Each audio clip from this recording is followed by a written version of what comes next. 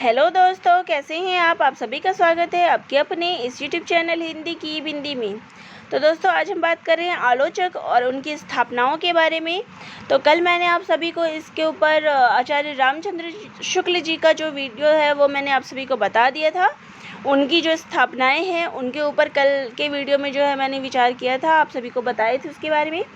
आज जो है हम हजारी प्रसाद द्विवेदी जी के बारे में पढ़ने वाले हैं। इनकी क्या क्या स्थापनाएँ हैं, इनके सिद्धांत, इन्होंने क्या क्या कार्य किए हैं, इसके ऊपर विचार करेंगे।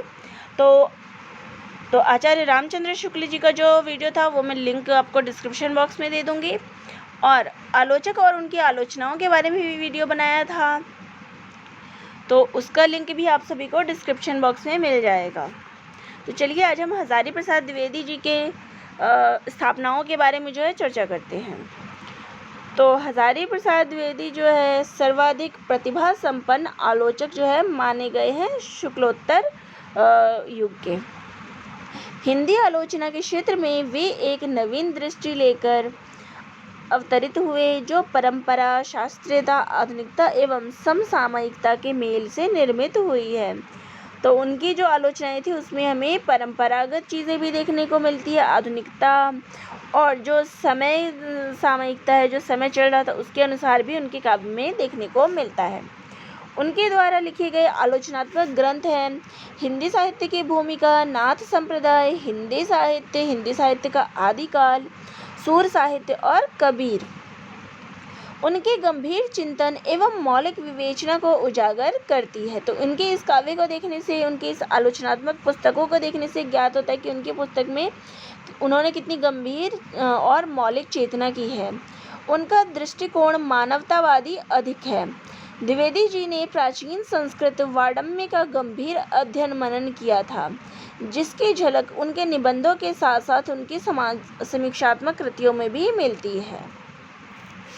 आचार्य हजारी प्रसाद द्विवेदी हिंदी में ऐतिहासिक एवं समाजशास्त्रीय पद्धति के समीक्षक माने जाते हैं। तो ये पॉइंट जो है वो इम्पोर्टेंट है कि उन्होंने जो है ऐतिहासिक और समाजशास्त्रीय पद्धति में के अंतर्गत लिखा है। उनका दृष्टिकोण उदार, सहिष्णु, मानववादी, सांस्कृतिक बोध से युक्त है, जिसमें आदर्शवाद एवं सुधारवाद का पूर्णतः अभाव है। तो उनका दृष्टिकोण जो है वो उदारवाद, सहिष्णु और मानवतावादी था। विद्वानों का एक वर्ग यह मानता है कि शुक्ल जी ने अपने वैष्णव संस्कारों, रसवादी दृष्टि एवं लोक मंगलकारी विचारधारा के कारण उस प्रकार की तटस्थता नहीं रख पाए जैसी एक साहित्य के साहित्यकार के लिए अपेक्षित होती है। तो विद्वानों ने माना है कि जो तटस्थता उन्होंने उनके शुक्ल जी के जो काव्य थे, रचनाएं थी, उसमें हमें रसवादी दृष्टिकोण और लोक मंगलकारी जो भावनाएं मिली है। उनकी जो काव्य रचनाएं थी उसमें तटस्थता नहीं थी, लेकिन जो हजारी प्रसाद द्विवेदी है उनकी आलोचनाओं में हमें तटस्थता देखने को मिलती है। तो कबीर के साथ जो है उन्होंने कबीर की आलोचना जो है उन्होंने बहुत ही अच्छे ढंग से की और उन्होंने उसमें न्याय किया है। अब उनकी स्थापनाएं क्या क्या है देखते हैं। आलोचना की ऐतिहासिक पद्धति की प्रतिष्ठा। शुक्ल संस्थान की आलोचक होते हुए भी मानवतावादी दृष्टिकोण तथा ऐतिहासिक पद्धति के कारण शुक्ल जी से अलग है। तो इन्होंने जो है ऐतिहासिक पद्धति की स्थापना की, इसके अलावा जो है वो मानवतावादी दृष्टिकोण और ऐतिहासिक पद्धति के कारण जो है वो शुक्ल जी से अलग होते हैं। मानवीय मूल्यों में गहन आस्था। कबीर के भाषागत वैशिष्ट्य को उजागर किया। साहित्य को सांस्कृतिक पृष्ठभूमि से जोड़ने वाले आलोचक। तो इनके साहित्य में जो है हमें सांस्कृतिक विचारधाराएं, जिन्होंने सांस्कृतिक चीज़ें जो थी वो भी अपने साहित्य में, अपनी आलोचनाओं में इन्होंने जोड़ा है। मनुष्यता को साहित्य और रस का पर्याय मानने वाले आलोचक। तो इन्होंने साहित्य में जो है मनुष्यता को स्थान दिया। आचार्य हजारी प्रसाद द्विवेदी शुक्लोत्तर युग के समीक्षक हैं। उनकी समीक्षा पद्धति इतिहास, संस्कृति एवं प्राचीन वाङ्मय के गहन अध्ययन से अनुप्राणित है। द्विवेदी जी को ऐतिहासिक एवं समाज शास्त्रीय समीक्षा पद्धति का अग्रणी आलोचक माना जाता है। तो उन्होंने ऐतिहासिक और समाजशास्त्रीय समीक्षा की है। आचार्य द्विवेदी जी की समीक्षा पद्धति में इतिहास, समाजशास्त्र, मानववाद, संस्कृति का सम्मिश्रण है। आचार्य हजारी प्रसाद द्विवेदी की मान्यता है कि साहित्य की समीक्षा तटस्थ भाव से करनी चाहिए। वे साहित्य को मनुष्य की दृष्टि से देखने के पक्षधर हैं। साहित्य हमें पर दुख कातर एवं संवेदनशील बनाता है। तो उन्होंने जो है मनुष्यता को काव्य में अपनी आलोचनाओं में स्थान दिया है, साहित्य में स्थान दिया है, और उनके अनुसार जो है दूसरों के दुख और जो संवेदनाएं हैं उनको उन्होंने काव्य में स्थान दिया है। द्विवेदी जी ने धार्मिक, आध्यात्मिक एवं सांप्रदायिक साहित्य को साहित्य के क्षेत्र से बहिष्कृत नहीं किया। धार्मिक भावना को वे साहित्य विरोधी नहीं मानते। तो उन्होंने जो है अपने साहित्य में धार्मिक, आध्यात्मिक और सांप्रदायिक साहित्य को स्थान दिया है, उनको उससे अलग नहीं रखा है।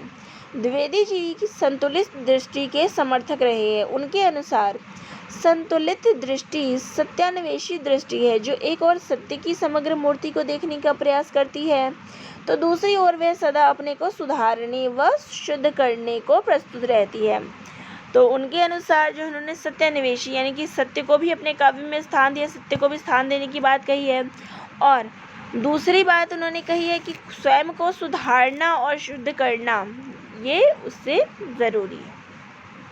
द्विवेदी जी की धारणा है कि साहित्य के समीक्षक को सभी प्रकार के पूर्वाग्रहों एवं दुराग्रहों से मुक्त रहना चाहिए।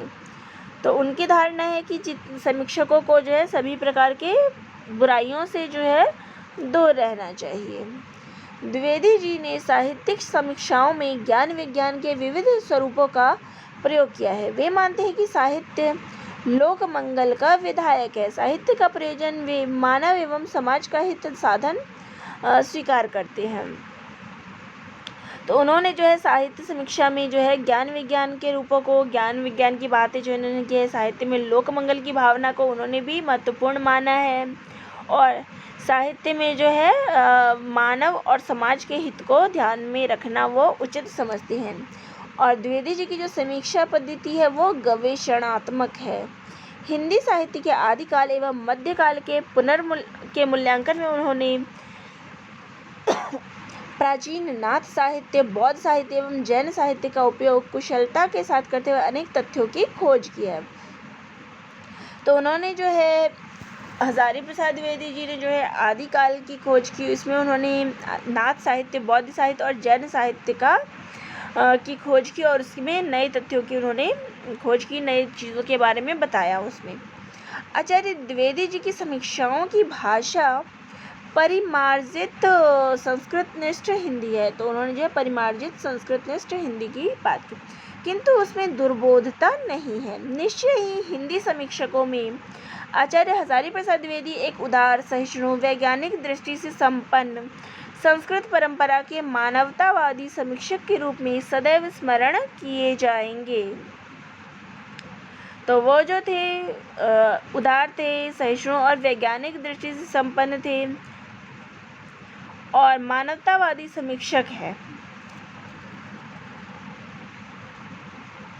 तो ये थे हजारी प्रसाद द्विवेदी जी के काव्य संबंधी स्थापनाएं और उनके सिद्धांत। उन्होंने क्या क्या चीज़ें जो है अपने काव्य में, अपने साहित्य के क्षेत्र में जो है साहित्य समीक्षा में आचार्य हजारी प्रसाद द्विवेदी जी ने जो है किस किस चीज़ों का समाधान किया, क्या क्या चीज़ें उसमें डाली है, इसका वर्णन। तो आप सभी को कैसा लगा कमेंट बॉक्स में ज़रूर लिखिएगा।